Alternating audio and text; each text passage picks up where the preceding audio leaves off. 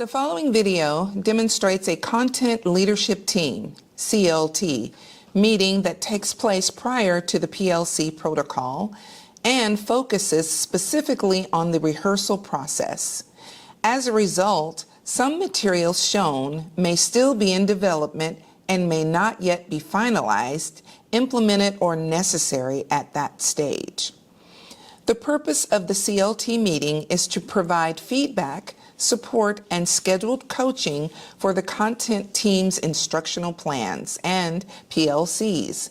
Led by an administrator, the meeting should ideally occur once a week with a CLT member or content lead teacher. Outcomes of the meeting include developing the structure of the lesson, customizing existing lessons to meet student and teacher needs, determining the type of PLC based on the variations within the PLC document, and identifying coaching moves and next steps for instructional leaders. Thanks so much for all the insight you offered on next week's 6th grade lesson. Before we dive into this week's planning for 7th grade, I want to start off with, of course, a quick celebration. I was looking at the data from last week's exit tickets, and we saw that there was a 15% increase in our EB learners, meeting expectations on the vocabulary section. Great job leading the team through those visual scaffolds. Yeah, thank you very much for that.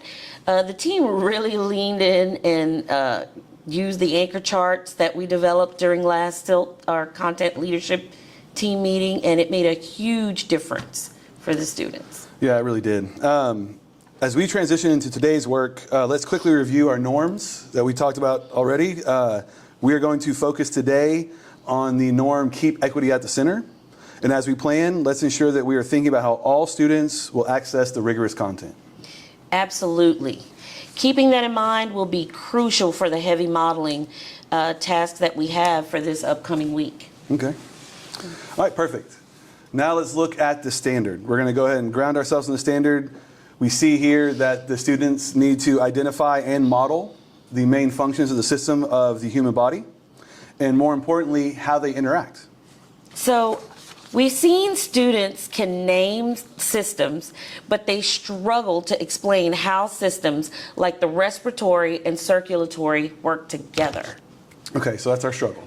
All right, so let's look at next week's IPCs. So we have here, you see there's 6 days, but of course we're blocked, so there's 3 block days for this content to cover.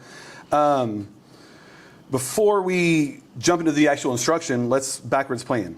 So what would proficiency actually look like on this assessment? I would say that students should be able to explain how at least 3 systems interact together in real world situations, as in, like exercise. Okay, that sounds good. So if we look at a student response on an actual assessment, what would tell us they met the standard?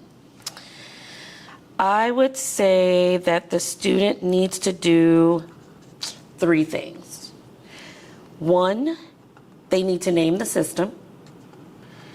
2, they need to describe the function of each system. And 3rd, they need to bring it together and explain how they connect and not just list them. Okay, so I got name the system, describe the function of the system, and then more importantly, explain how they interact or work together or connect. Correct. Okay, so that aligns with the common assessment we designed. The scenario question and the modeling tasks are really our targets, like we said, because of the SE. So let's pull up the lead forward star release questions. And of course, last year's exit ticket for this. And to be more specific, what exactly does a meets standard student response look like? Looking at the rigor of both of these star questions, it seems that they need to be able to trace a process. Okay, so they show flow and interaction. Correct. So not just facts. Right. So for example, the student's muscles tensing that causes the student to exhale while coughing. So it's... Okay, so if this is the assessment or where we're going to, what do our students need to do to get there? So I would suggest that they would need to have experiences that include practice in identifying the system functions, obviously, real-world opportunities to connect at least two body systems, and modeling practice, using diagrams or maybe concept maps. Okay. So practice, real-world connections between at least two body systems, and modeling. Yeah.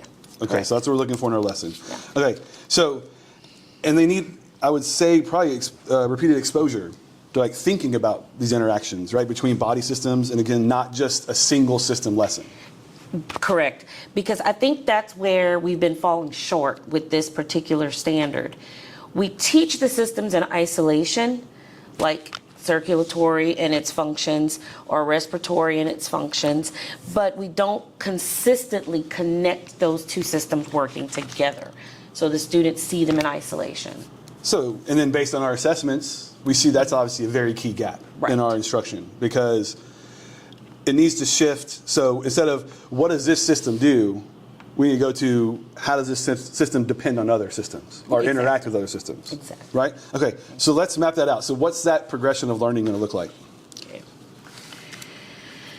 So I say, of course, learn the individual systems and their functions. Then connect two systems together. Apply it to the real world scenario, and then allow time for the students to model the interactions across different systems. Okay. So our lesson cycle is going to start with learning those systems and functions individually, then start connecting them, then apply them to real world stuff like you mentioned earlier, exercise or something, and then finally being able to graphically organize or model these things so they can show it. Okay. I like that. And bringing in multiple systems. Okay. So that mirrors our expectations of the assessment, it looks like, right? They're talking about multiple things at one time, so that works out well. Perfect. That mirrors our expectations in our assessment. Okay, then we could build toward a scenario like running or eating, where students explain multiple system interactions. Right, and then include the modeling, like we said, diagrams with arrows, labeled functions, cause and effect, things like that. Yes, so for example, we can use a diagram that looks like this, and it can also serve as our anchor chart. The teacher can use this model to trace the path and think out loud, so the students can see how she's labeling the process in real time. All right, so the progression you described was learning the systems and their functions one at a time, and then moving to connecting two of the systems. Then from there, applying real world scenarios to said systems, and then of course where they finish up with modeling, right? Correct. That's a very strong progression. I like that lesson cycle, and it aligns directly to the rigor of the standard. So what does that look like in the classroom this week? So we could start with a task where the students trace oxygen through the body. That naturally connects to the respiratory and circulatory systems. All right, perfect. And that mirrors the assessment we were just looking at a second ago. So that's perfect. Right. So we can then build toward a scenario like running or eating, where students explain multiple system interactions. And then after that, move to the modeling. So we have diagrams with arrows, labeled functions, cause and effect, things like that. Right. Yeah. So for example, I included this because we can use this as an anchor chart, and the teacher can use this model to model thinking and tracing the progression or the process in real time. We should also make sure to use the academic vocabulary found on the field guide and use words like function, interaction, and transport. Okay, and so as you see, the field guide and the TEAC specificity kind of mirror each other, and they really work together on this, so that's perfect. Because of course, like we know, if they don't have the language, then they won't be able to explain their thinking. Right. And therefore, they won't be able to answer the questions and meet standards. So let's double check the alignment then. So if a student can successfully complete our classroom tasks, will they be ready for the assessment? Yes, because the task mirrors the expectation of the scenario on the assessment and models questions. All right, great, that's awesome. So that's the goal of backwards planning, right? No surprises in the assessment. So what's one instructional move that we should be seeing next week in all these teachers' classrooms? So I would say we should surely see that every class should include at least this activity where the students are modeling interactions and, between one of more than one system. Okay, all right. So in order to ensure this is implemented, let's go ahead and look through our PLC. Our PLC this week should be focused on the rehearsal protocol because we want to see them practice this before they do it in class. So to make the most of our time, which specific part should they rehearse? So I would say they should definitely rehearse the I do, which is the modeling part. Specifically the think aloud section, because we want the teacher to trace the oxygen through both the respiratory and circulatory systems, and we want to make sure the kids understand those connections. That's the heaviest cognitive lift for the students, so we need to make sure that our delivery is airtight. Okay, so I agree. I like that because they need to be able to model those interactions and be able to see that. Which teachers do you think should do this? Let's have Dr. Jackson model it first, since she uses better visuals and she has really strong pacing.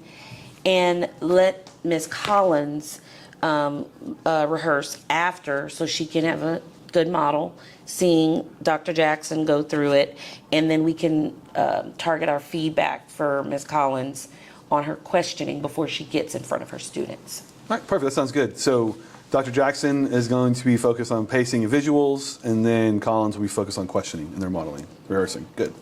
Okay, so, and of course, we're going to bring back our student work afterwards to analyze against the rubric too, right? This feels much tighter, what we're doing here. I think so. And it feels like we're building toward a clearer outcome. And more linked to our assessment, right? Exactly, and that's how we ensure students truly meet the standard. Right. If students struggle, though, what do we adjust? Task, questioning, modeling support, what? We would definitely start with modeling support, because if the students don't have a clear example of what strong model looks like, then they won't know, what they're aiming for. So we can provide students with exemplars such as partially completed diagrams or even think alouds. Okay, so modeling support's first. Obviously, if the model's not clear, then the task is inaccessible and they can't finish it up. So after that, what do we do next?